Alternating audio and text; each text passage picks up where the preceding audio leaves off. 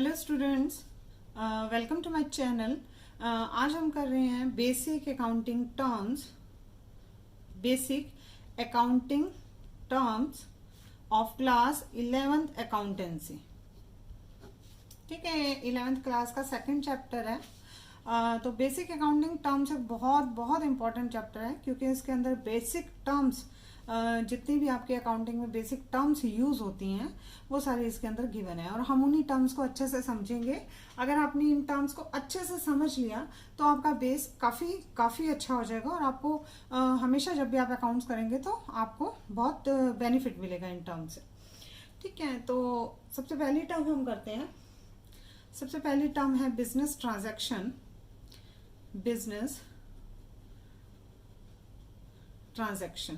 तो business transaction क्या है? It is a financial event, any financial event जो कि किसी भी दो पार्टीज के बीच में होता है। ठीक है, जैसे कि कोई भी ऐसा लेन देन, फाइनेंशियल इवेंट का मतलब जिसके अंदर मनी इन्वॉल्व हो, ऐसा लेन देन जिसके अंदर मनी इन्वॉल्व हो और उसके अंदर दो पार्टीज होनी चाहिए, यानी कि एक पार्टी लेनदार और दूसरी पार्टी देनदार, यानी कि एक पार्टी जो लेने वाली हो और दूसरी पार्टी जो देने वाली हो। किन्हीं दो पार्टीज के बीच में ये ट्रांजैक्शन होती है। ठीक है, ये ट्रांजैक्शन कैश भी हो सकती है, क्रेडिट भी हो सकती है। फॉर एग्जाम्पल, हम एक ट्रांजैक्शन करते हैं गुड्स। सपोज मैं बात कर रही हूँ, ए एक बिजनेसमैन है, एक पर्सन है जिसने अपना बिजनेस स्टार्ट किया है। ठीक है, तो ए ने जो बिजनेस स्टार्ट किया है उसने अपनी जो बिजनेस है उसके अंदर गुड्स परचेज भी किए हैं, गुड्स सेल भी किए हैं। मैं सेल की एंट्री आपको बता रही हूँ। गुड्स सोल्ड बाय ए ने गुड्स बेच दी। ठीक है, तो ए ने किसी ना किसी को गुड्स बेची होंगी। सपोज ए ने गुड्स बेची हैं बी को। ठीक है, तो ए ने गुड्स बेच दी बी को। तो यहाँ पे क्या है, गुड्स का लेन देन, गुड्स और मनी दोनों का लेन देन हो रहा है, यानी कि गुड्स जो है वो ए से बी के पास चली जाएंगी और मनी जो है वो मनी बी से ए के पास चला जाएगा। ठीक है, तो यहाँ पे लेन देन हो गया। तो हम यही बात कर रहे थे, financial event between two parties. Business के अंदर कोई भी ऐसा फाइनेंशियल इवेंट होता है जो दो पार्टीज के बीच में होता है, उसको बिजनेस ट्रांजैक्शन बोलते हैं। एक कैश भी हो सकता है और क्रेडिट भी हो सकता है, यानी कि कैश में भी हो सकता है और उधार में भी हो सकता है। अब इसी तरह से हम अगर इसी को ले, गुड्स सोल्ड बाय ए ने गुड्स बी को बेच दी, अगर यही आ जाए कि उसने गुड्स जो है वो कैश पे बेची, तो ये कैश ट्रांजैक्शन होगी। ठीक है, अगर यही गुड्स हो जाए कि जो बी ने ये प्रॉमिस किया है कि मैं आफ्टर 3 months या आफ्टर सम टाइम मैं आपको पेमेंट कर दूंगा। ठीक है, तो फिलहाल पेमेंट अभी नहीं की, at the time of the transaction payment immediately नहीं की गई, तो ऐसी ट्रांजैक्शन को बोलते हैं क्रेडिट ट्रांजैक्शन। ठीक है, समझ आ गया? चलो आगे चलते हैं। सेकंड हम टर्म लेते हैं हमारा अकाउंट्स। ठीक है, तो अकाउंट्स क्या होते हैं? जब भी हमारी ये ट्रांजैक्शंस होती हैं तो इन ट्रांजैक्शंस को हम रिकॉर्ड करते हैं, किसी ना किसी जगह पे हम रिकॉर्ड करते हैं। ठीक है, तो हम कोई भी एक सिस्टमैटिक वे में कोई भी एक परफॉर्मा बनाते हैं जिसके अंदर हम इनको रिकॉर्ड करते हैं, उसी को हम अकाउंट्स बोलते हैं। ठीक है, जैसे सपोज मैं आपको अकाउंट बना के दिखाती हूँ। एक ये अकाउंट है, ये इसके अंदर हम इस तरह से लेते हैं।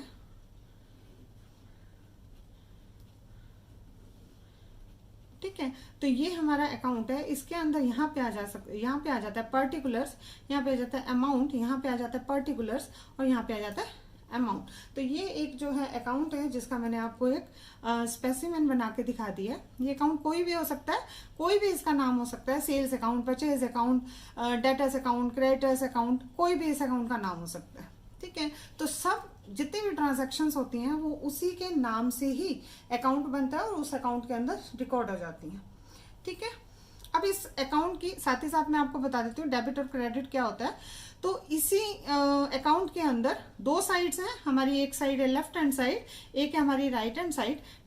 लेफ्ट हैंड साइड को हम बोलते हैं डेबिट और राइट हैंड साइड को हम बोलते हैं क्रेडिट। ठीक है। तो इस अकाउंट की ये साइड जो हमारी है ये डेबिट साइड है, ये साइड जो हमारी है ये क्रेडिट साइड है। दो साइड होगी अकाउंट की, ठीक है। अब इसको हम शॉर्ट में क्या लिखते हैं, शॉर्ट में पूरा डेबिट नहीं लिखते, हम इसको लिखते हैं DR, डेबिट, और क्रेडिट को हम लिखते हैं CR, ठीक है। आई होप आपको अकाउंट समझ में आ गया होगा, ठीक है। फिर हम बात करते हैं थर्ड हमारा है कैपिटल, ठीक है। अब कैपिटल क्या है, कैपिटल अभी जैसे मैंने बात की, सपोज एक पर्सन है जिसने अपना बिजनेस स्टार्ट किया है, ठीक है। तो ए जब कोई भी बिजनेस स्टार्ट करेगा तो इसका पैसा लगेगा उसमें, क्योंकि कोई भी बिजनेस स्टार्ट करने के लिए पैसा चाहिए होता है, ठीक है। तो इनिशियली ए जितना भी पैसा बिजनेस के अंदर इन्वेस्ट करेगा, जितना भी पैसा बिजनेस के अंदर लगाएगा, सपोज ए ने बिजनेस स्टार्ट किया विद ₹1 लाख, 1 लाख से उसने स्टार्ट किया अपना बिजनेस, यानी कि उसने बिजनेस के अंदर 1 लाख रुपए लगा दिए, इन्वेस्ट कर दिए। तो ये 1 लाख रुपया जो है ये हमारा कैपिटल हो जाएगा, ठीक है। तो कैपिटल जो होता है, जितना भी initial amount invested by the entrepreneur, तो उसको हम कहते हैं कैपिटल, ठीक है। ये जरूरी नहीं होता कि कैपिटल कैश में ही हो, कैपिटल में हम और चीजें भी ले सकते हैं। जैसे अगर ए ने बिजनेस स्टार्ट किया, 1 लाख रुपए उसने कैश डाले, 50,000 की उसने मशीनरी लेके डाल दी, ठीक है, एंड 30,000 का उसने बिल्डिंग लेके डाल दी, ठीक है।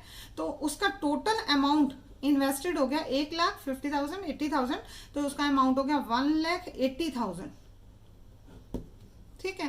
तो 1,80,000 is the amount invested bye A in his business, ठीक है। तो दैट 1,80,000 इज कैपिटल, ठीक है। आई होप समझ में आया होगा। चलो आगे करते हैं। तो कैपिटल को हम ओनर्स इक्विटी भी बोलते हैं, ठीक है। वर्ड याद रहेगा, ठीक है, कई जगह आपका ये यूज होगा, तो इसीलिए आप इसको याद कर लीजिए। नेक्स्ट है इसके बाद फोर्थ टर्म है हमारी, वो है ड्राइंग्स,